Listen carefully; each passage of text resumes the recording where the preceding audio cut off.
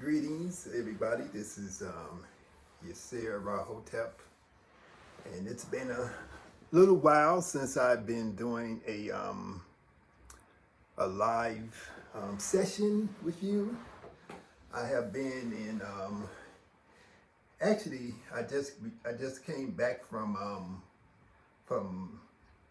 Ghana, West Africa, and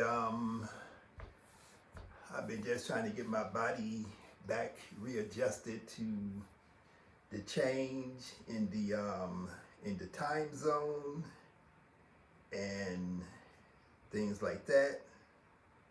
So I'm just gonna turn my phone off. So I decided I wanted to just spend a little bit of time reading everybody and doing a small little session. One of the things that I wanted to cover in terms of a topic is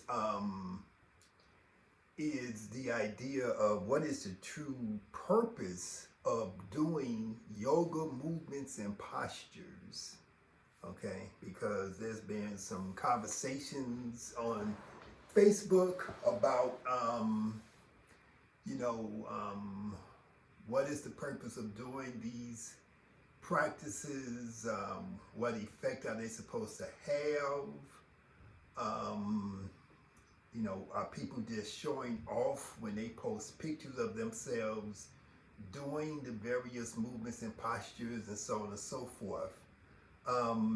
So I just want to very briefly explain that number one, yoga movements and postures are for healing. They are for healing and they are for self-development. They have as much effect upon your mind and your emotions as doing anything else. They have as much effect upon your ability to gain enlightenment. They are part of the mix of what yoga is and what yoga represents and what the goals of yoga are. So when we do movements and postures, we are doing them with the idea that we are trying to teach ourselves lessons. What are some of the lessons that we're trying to teach ourselves? Number one, we're trying to teach ourselves the lesson of being patient. We're trying to teach ourselves the lesson of being in self-control. We're trying to teach ourselves the lesson of having perseverance, right? Oftentimes, when we first go into yoga movements and postures, when we start the practice of yoga, we begin with a physical yoga class, right? Where we get on the floor and we start to do different postures, movements, what they call asanas, and so on and so forth. And for most of us, at least for me, doing these movements and postures was very challenging because when I began my practice, I was very stiff. So when I sat down on the floor in my first class, my knees was up here, my back was like this, sort of bent, and I would fall down if I tried to just sit up and cross my legs. And so it took me at least 2 years to be able to sit comfortably in just a cross-leg position, and then another amount of time to be able to get into like a lotus position. So like this is what we would call half lotus, right? And because I haven't even warmed up yet, so even though I've been doing yoga for 46 years, I can do full lotus, but I have to warm my body up. I can't just go into it like some people are so flexible, they can just go right into a full lotus position. I have to warm my body up because I don't want to injure myself or damage myself by trying to do it too quickly. So I have to do other things to allow my body to warm up. And so in the process, I am teaching myself the principles of being patient, the principles of being taking my time, and also being loving of my body. One of the complaints that people have made about those who post images of themselves in yoga, in like say really difficult yoga postures on social media, is that they make other people who can't do those things feel less than. And I think this is a very incorrect result that you should get from watching somebody else who is able to do different positions. I think that when you see these positions, number one, oftentimes these people, are people who started off their early life as being gymnasts and dancers. When they were 3, 4, 5 years old, their parents enrolled them in gymnastics class. And then when they got older, they decided to get into yoga. And so when they're performing yoga positions, and they're like on social media, or they're on the covers of Yoga Journal and so on and so forth, they are actually doing gymnastics. They may be doing acrobatics. Some of them may be doing what you call contortion, right? And so what's the difference between acrobatics, gymnastics, and being a contortionist, right? What is the difference? There's a huge difference when you do yoga, when you do movements, what I call movements and postures, from a yogic perspective. You are doing it for the purpose of healing. You are doing the movements and postures because, number one, they have a profound effect upon your anatomy. That means that the structure of your body. So when we talk about structure, we're talking about the skeletal system, and we're talking about the muscular system, right? This is your structure. When we perform movements and postures, we are aligning the spine. Most human beings go through life, even beginning in early parts of life, with structural difficulties. So we are always being affected by the force of gravity. When we're children and younger, we fall down and we throw different parts of our bodies out of alignment. Many of us are born with structural anomalies that cause one leg to be shorter than the other leg, one arm to be shorter than the other arm, for there to be curvatures in the spinal column. Some of these conditions are caused because of simply this is the way that we were born, and some of these conditions are caused simply because we have been sitting improperly or laying down improperly. We've been, because we are not taught the proper way to sit. We are not taught the proper way to lay down, in a manner that is going to be conducive to good posture. And so when we practice yoga movements and postures, our first goal is to have a straight body, to have an aligned body. And why is that important? It's important because of the simple fact that when your spinal column, for example, is out of alignment, when your vertebrae are out of alignment, you are actually placing pressure on nerves and blood vessels. You are you are there is an effect upon the connective tissue, the muscles, the tendons, and ligaments and things like that that are supposed to be holding the spine in place and the rest of the skeletal system in place. But when there is tension on one side and maybe too much relaxation or lack of tension on the other side, the spine is thrown off, and this can affect the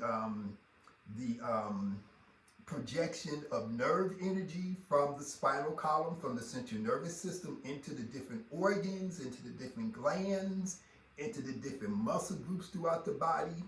That can result in pain. That can result in disease, even degenerative diseases, right? And so, in order to have good health, we must have a good posture. We must have a spinal column and an overall skeletal and muscular system which is in alignment and which is free from unnecessary impingements and imbalance. So we do movements and postures in order to become straight, in order to lengthen. We are not trying to stretch. See, and this is another thing that people get wrong. They think that the purpose of doing these positions is to stretch. There's a subtle difference between stretching and lengthening. Oftentimes when you stretch, you go too fast. You do not use your breath, so you don't breathe into the position. You do not supply oxygen into the body so that the cells of the body can get enough oxygen, so that they can get enough blood circulation, right? Because the blood carries the oxygen, the blood carries the nutrients into the cells, right? And so the fibers of the muscles can develop microscopic tears in them because we are stretching. When we are truly practicing a yoga movement or practicing a movement or a posture from a yoga perspective, we are releasing and letting go.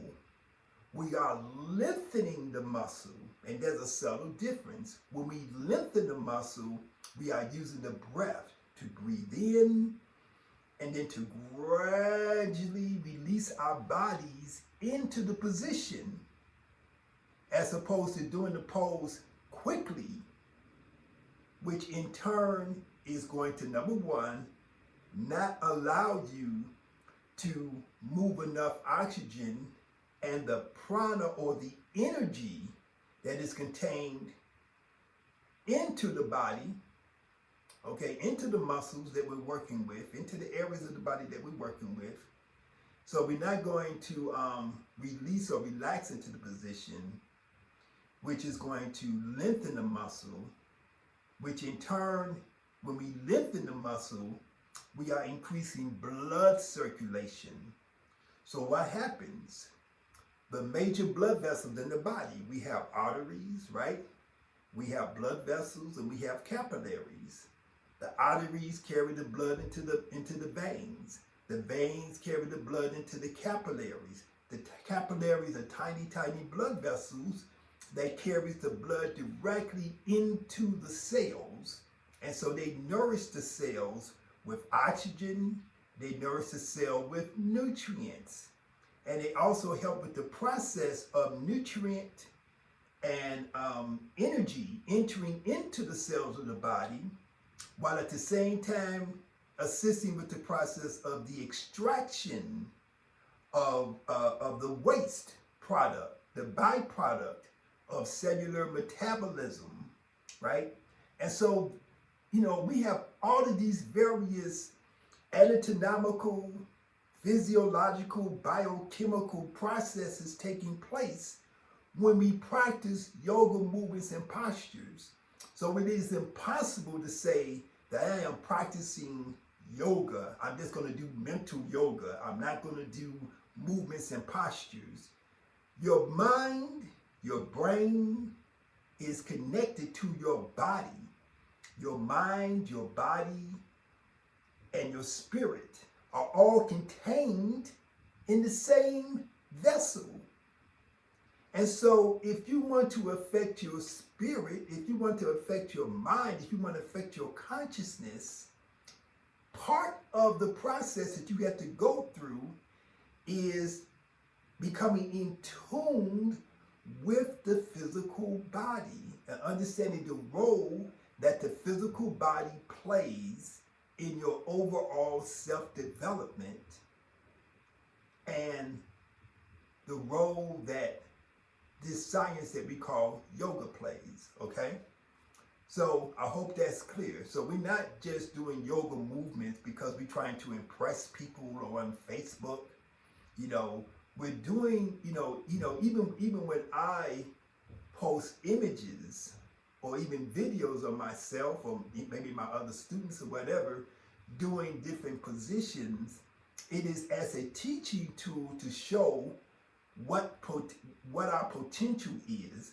It is not to say that you must do this difficult posture if you are doing yoga, and if you're not able to do this difficult posture, you are not a good practitioner of yoga. That is false. You are a practitioner of yoga because you practice yoga. You could be in a wheelchair and you could be a practitioner of yoga. You can have all types of so-called what they call disabilities, and issues with your body. But if you go through a movement or a posture to the extent that your body will allow you to go, right?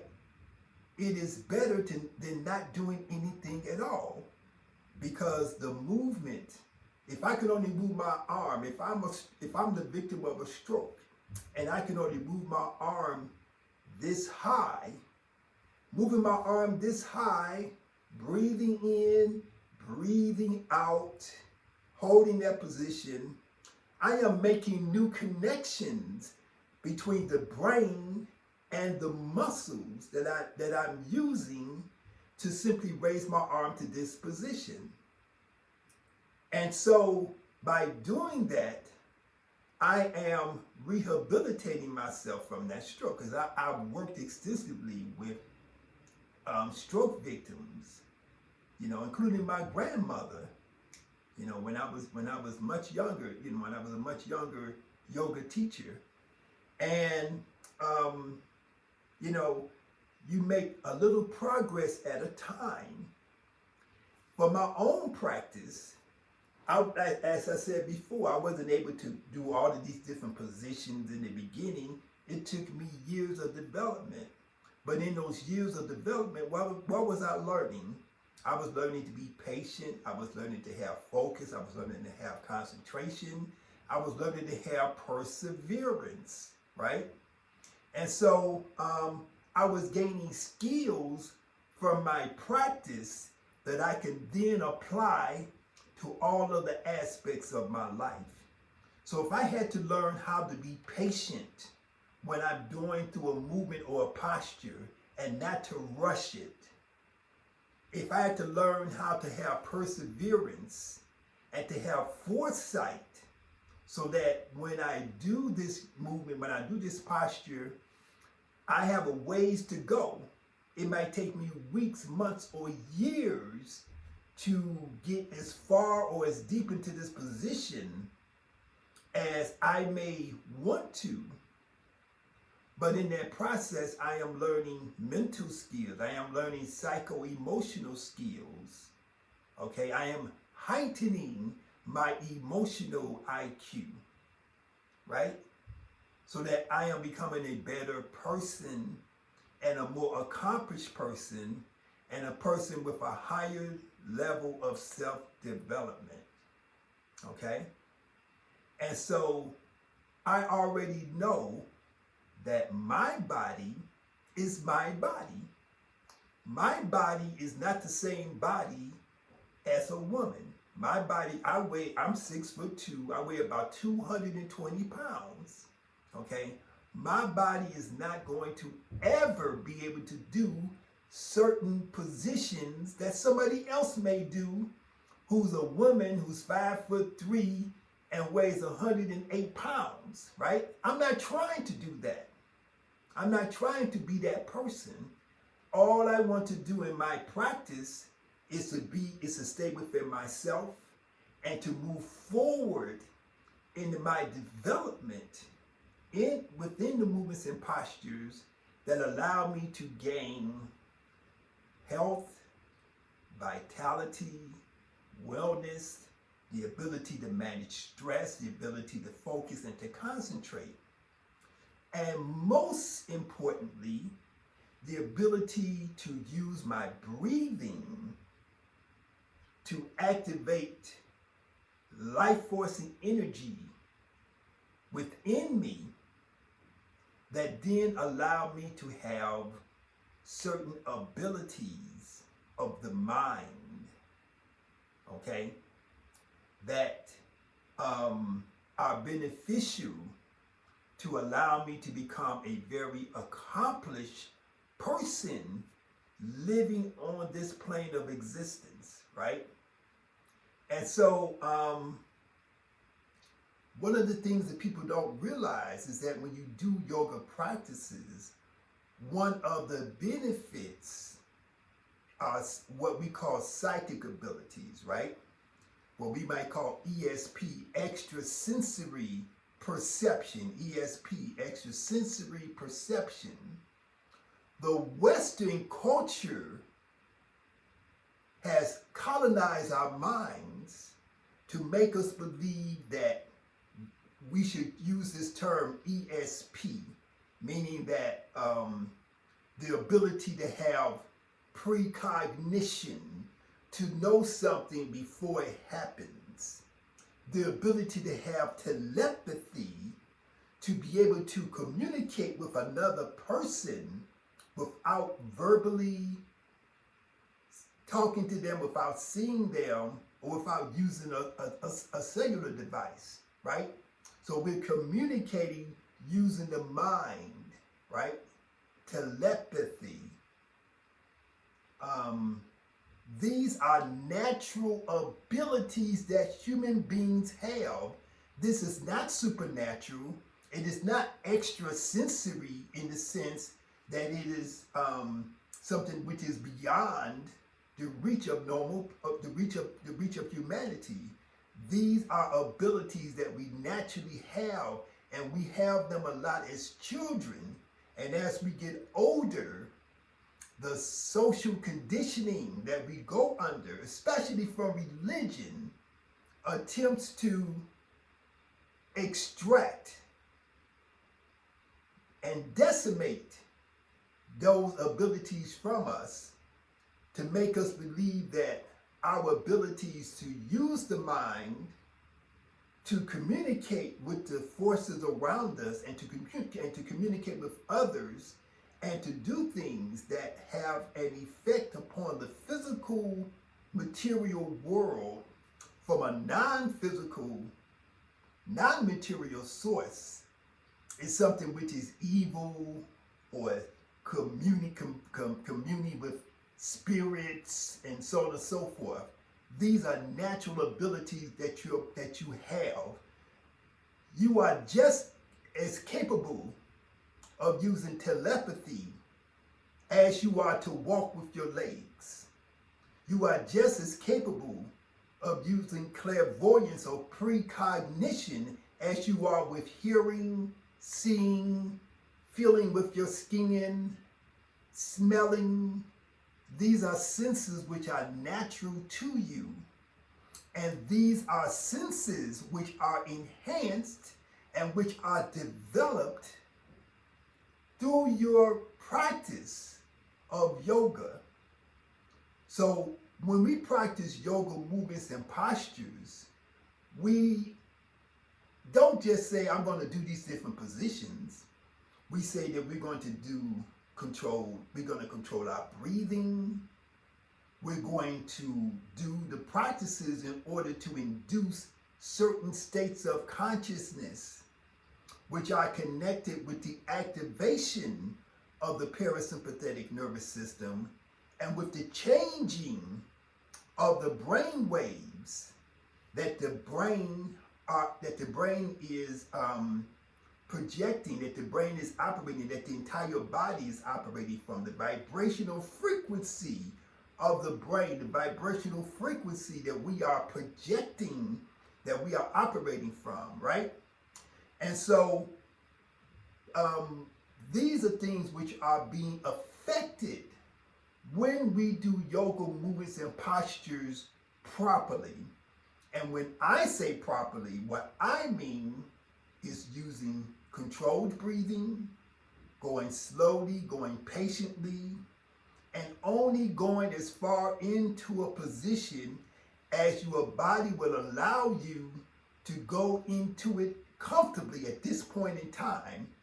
But as you repeat the position, as you practice it 3 times in this session, and then tomorrow practice the same thing 3 times again, and then the next day practice the same thing 3 times again. That way your range of motion will increase, and the benefits that you're going to gain from your practice are going to begin to multiply.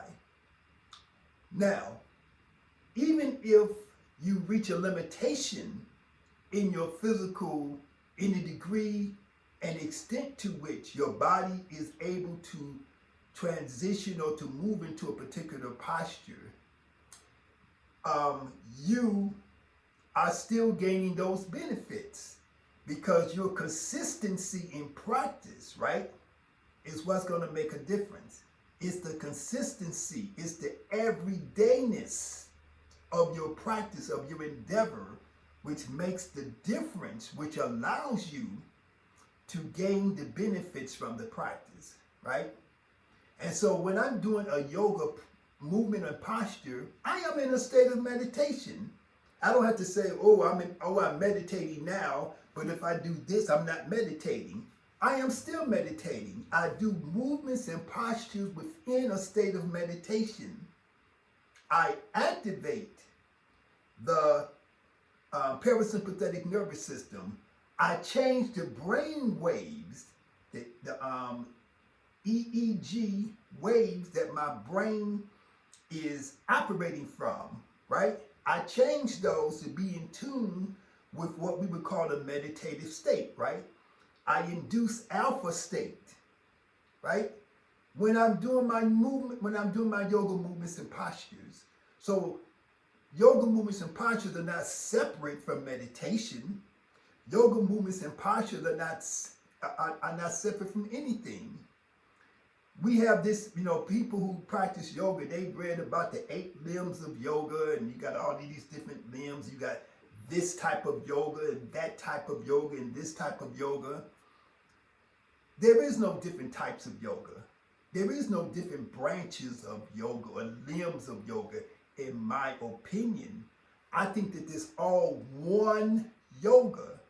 And when you practice yoga properly, you are going to stimulate Kundalini energy. So you don't have to say, I'm going to do Kundalini yoga.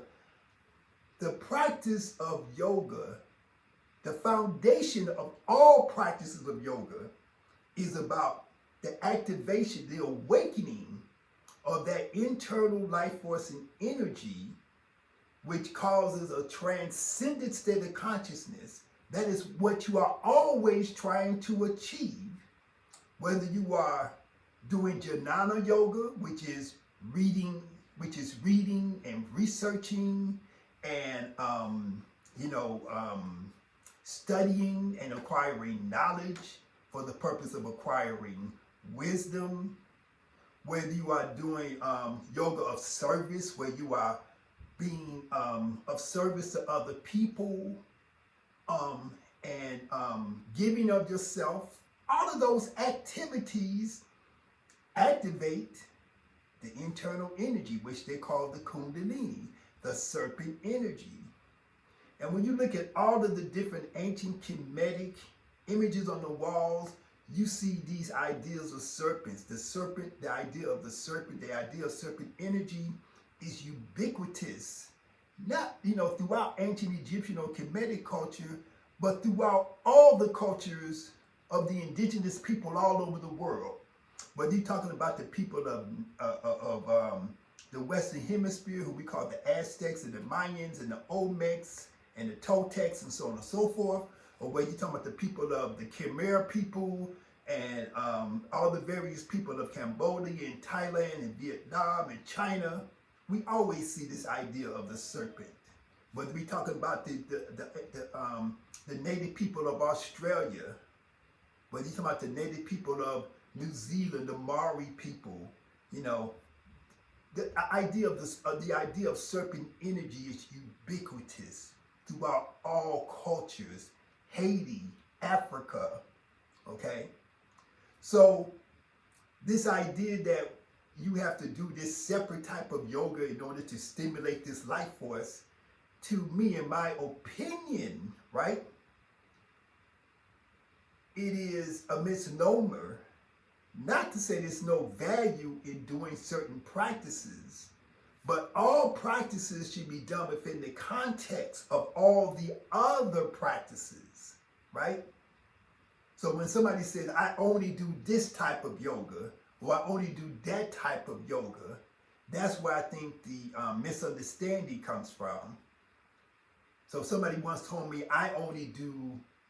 somebody once told me that they only do mental yoga and they don't do physical yoga like I do, like Yirser does, right?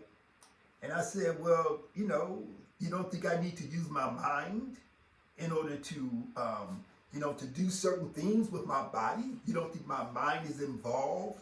You don't think I have to use focus and concentration? You don't think that I need to go into myself in order to achieve certain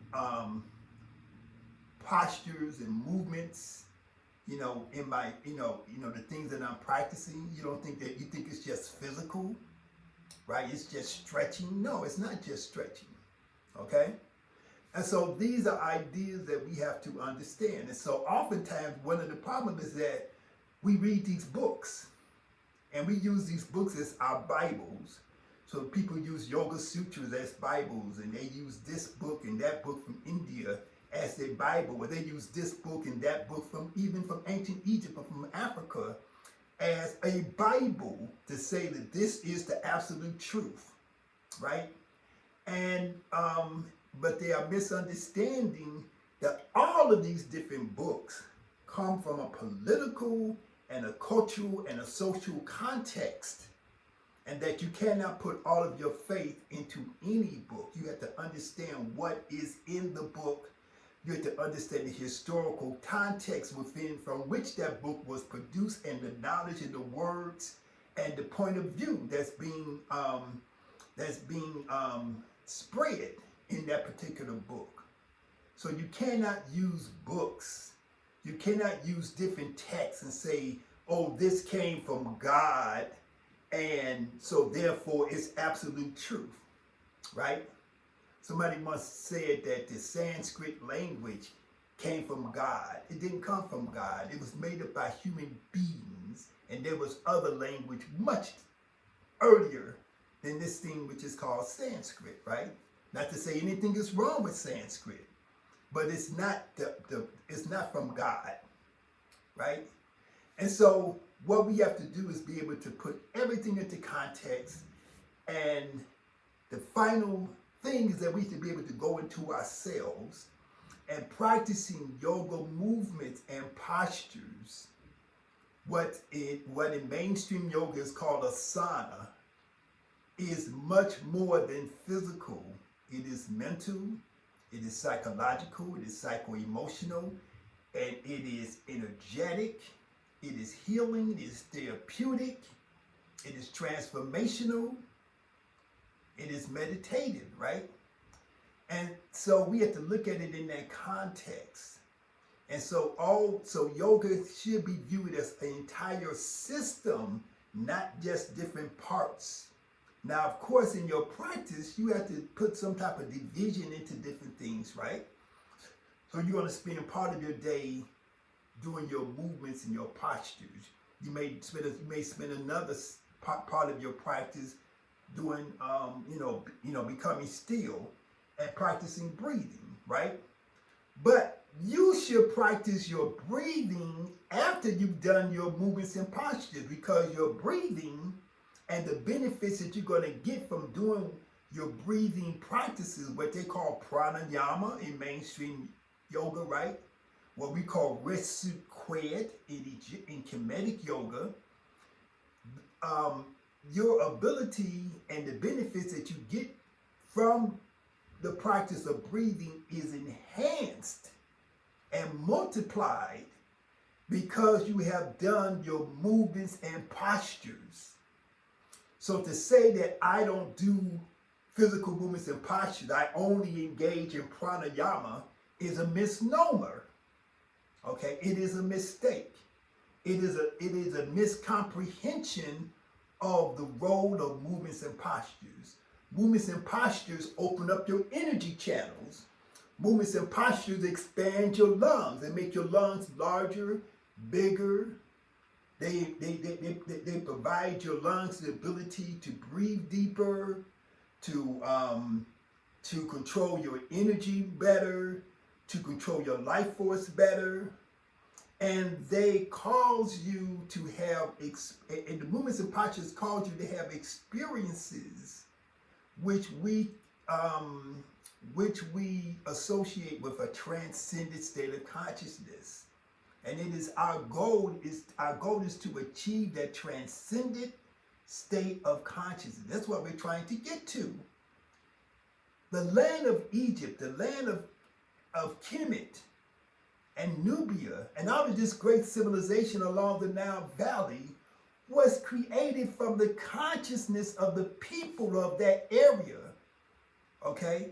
It's not just a left-brained endeavor to create the greatest civilization known in the history of the world, to build pyramids. All of this is the product of consciousness.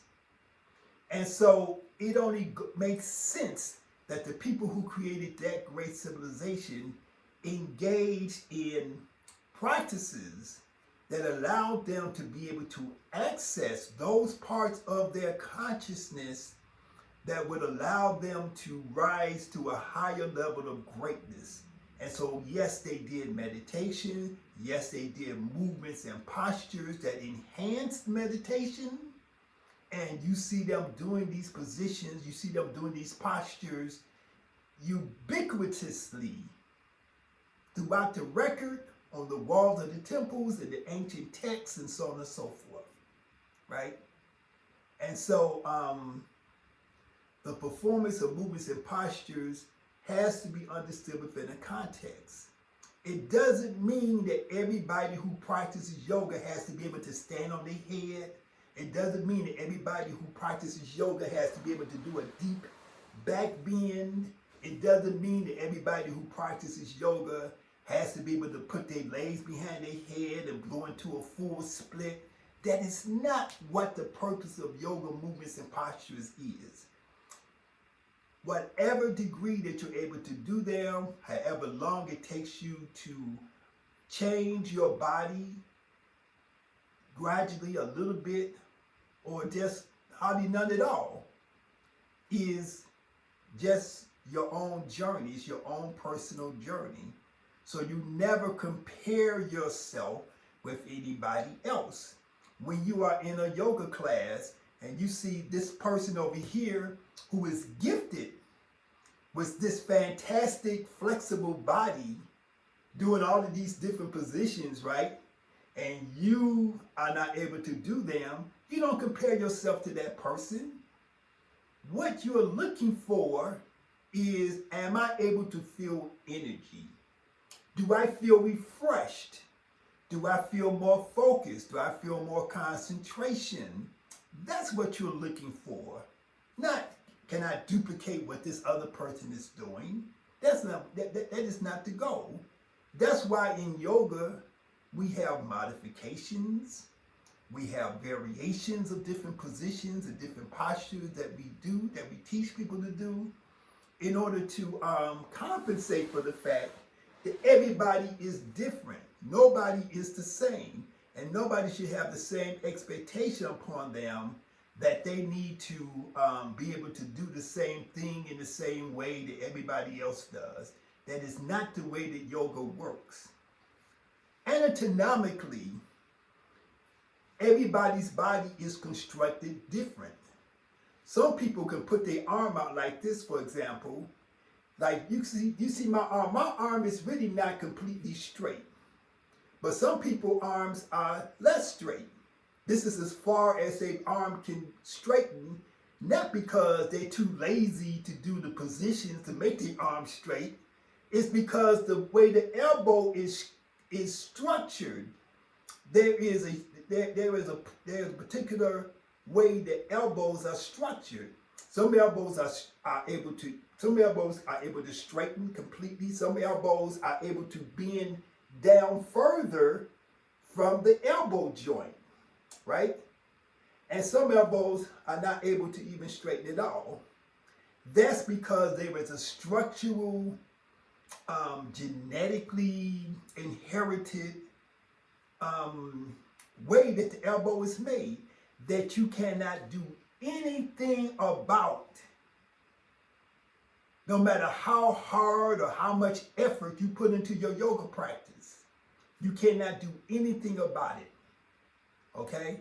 And so it is fruitless to try to do certain positions and postures that you know your body is not able to do. What you try to do is to go as far as you can go, to achieve as much as you can achieve, but to do it in a way that you're using your controlled breathing.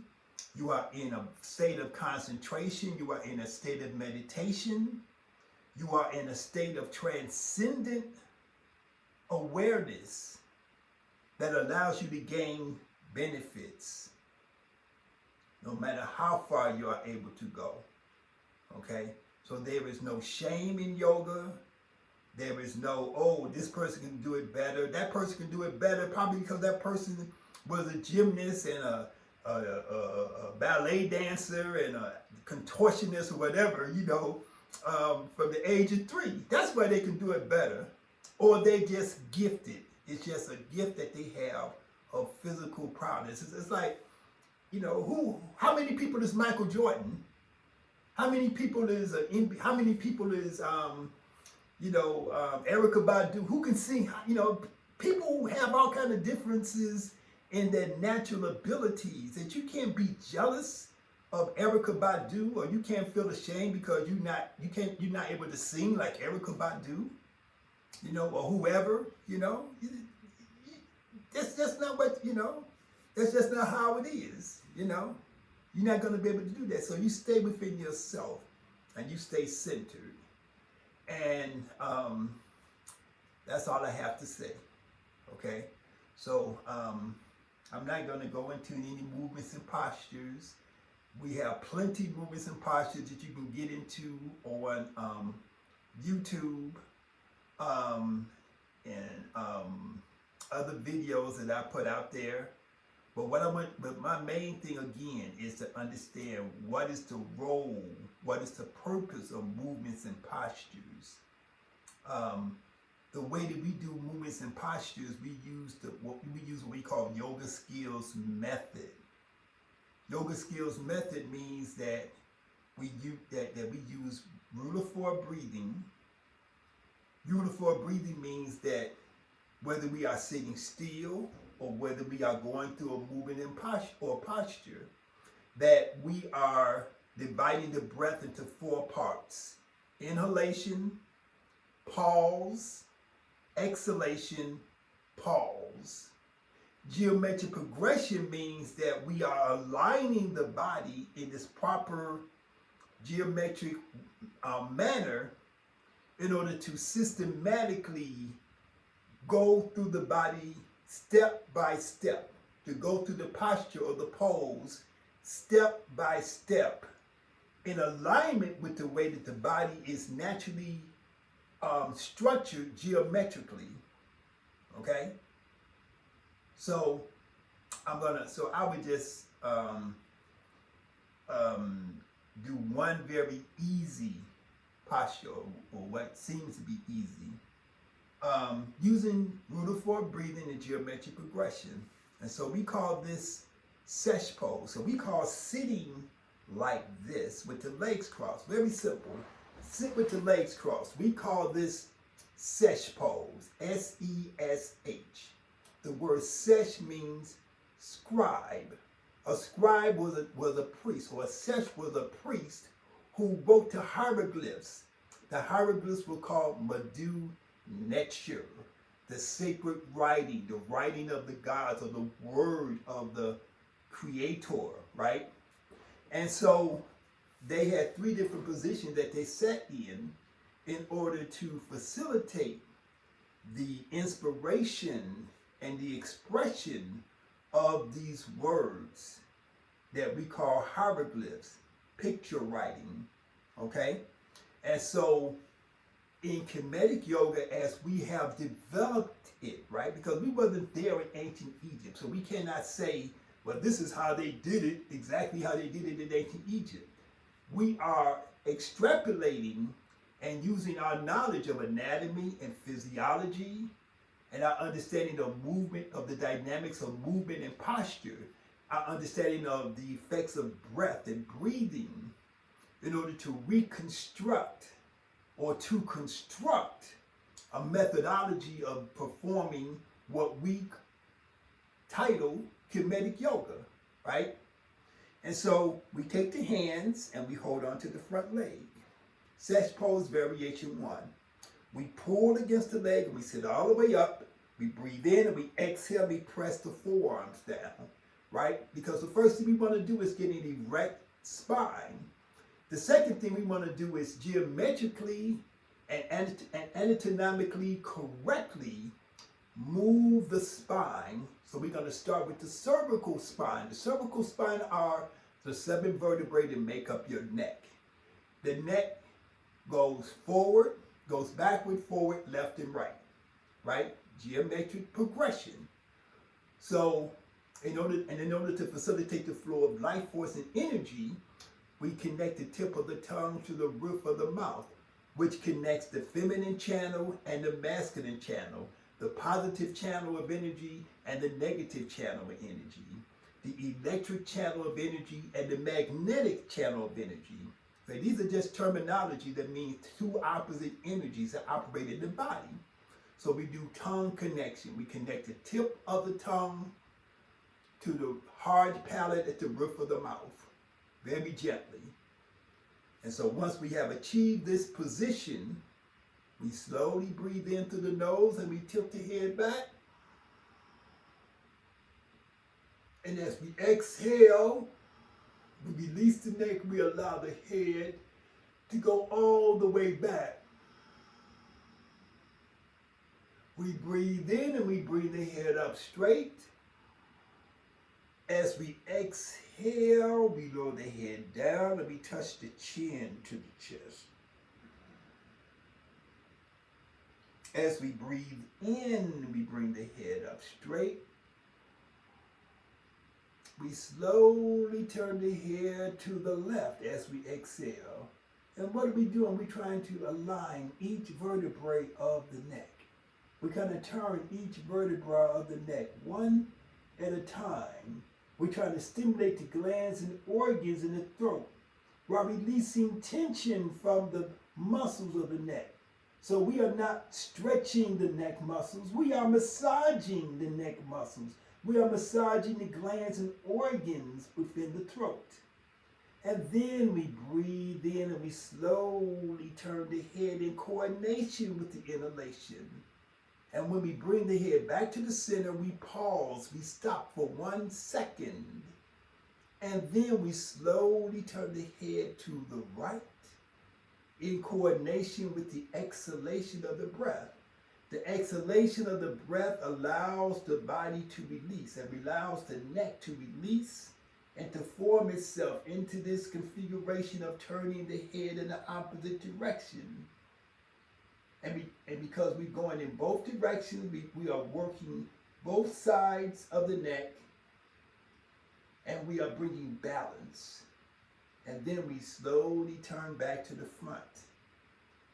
We breathe in as we turn the head back to the center of the body. And then we exhale. And then we take the right hand and we place it underneath the left knee. We take the left hand and place it behind the right hand. And we turn the chest and the shoulders slightly square. So we line up the chest and the shoulders with the left thigh. Our goal is going to be to lay the chest down to the thigh. And so we breathe in. And as we exhale, we're going to contract the abdomen and aim the chest towards the thigh.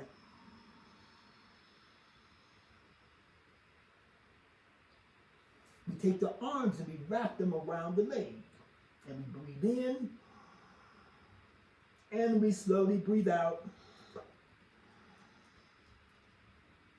We breathe in and we rise up and we turn to the right. And as we exhale, we place the hands underneath the right knee. And we inhale and we lift the chest, we flatten the back.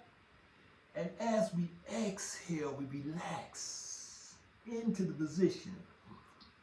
Excuse me, so we are exhaling, we are relaxing into position. We're not stretching, we're not forcing, we're not saying, oh, I must go down further, I must go deeper.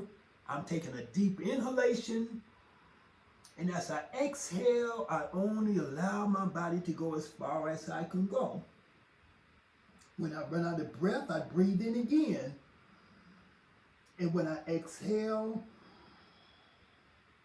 I go down a little bit further. Now, suppose I can only go down this far. Suppose I can't get my chest to my thigh. If I can only go down this far and be comfortable, that is what we would call fine. It's okay. Because when I do it the next day and the next day, I'm going to see a change in my range of motion.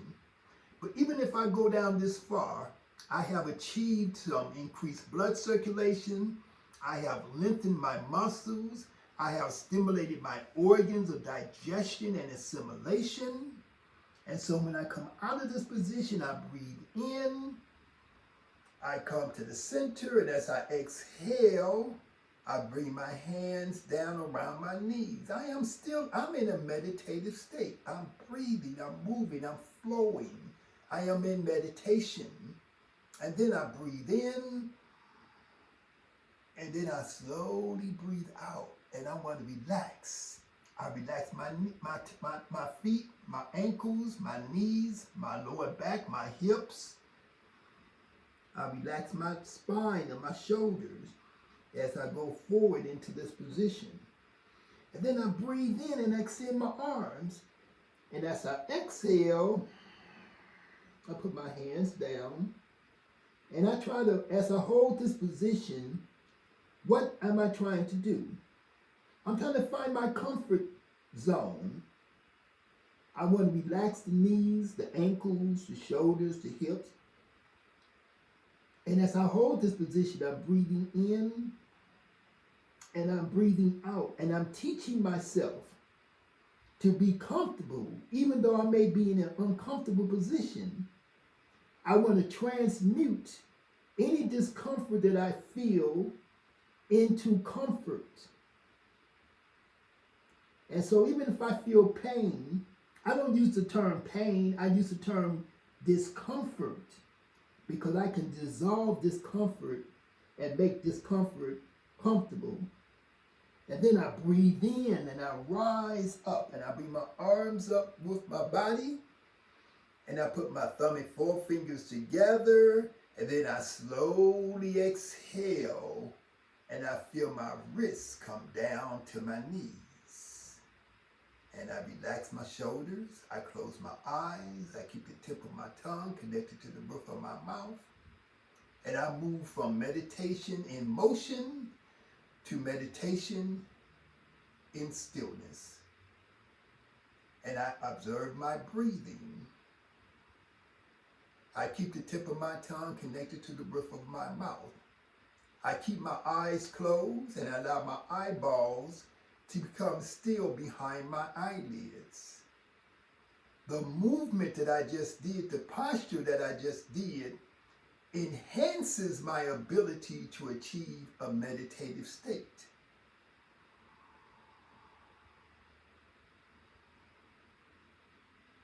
I'm able to sit more comfortably for an extended period of time in this position because of the fact that I did my posture first. Because of the fact that I released tension from my spine and from my knees and my ankles with the posture, so that now when I sit down to meditate, my body is more comfortable. I'm not being distracted by my body. I'm not being distracted by my ankles or some discomfort in my shoulders or my neck, because I've taken all of that out with my movements and my postures. So my ability to become still, my ability to sit in meditation is enhanced because I've done a simple movement and posture. I didn't put my legs behind my head. I didn't stand on my head. I didn't do peacock and bring my body up. I didn't do full lotus position. I did a very simple sequence of movements and positions that allowed me to go into a basic meditative state. Okay? So I hope this makes sense. I hope this is helpful to some people or to everybody or many people as possible. And so I'm going to end here, and I'm going to say the words Hotep, Ankh Uja Seneb. Hotep means peace. Ankh Uja Seneb means life, health, and prosperity. Hotep.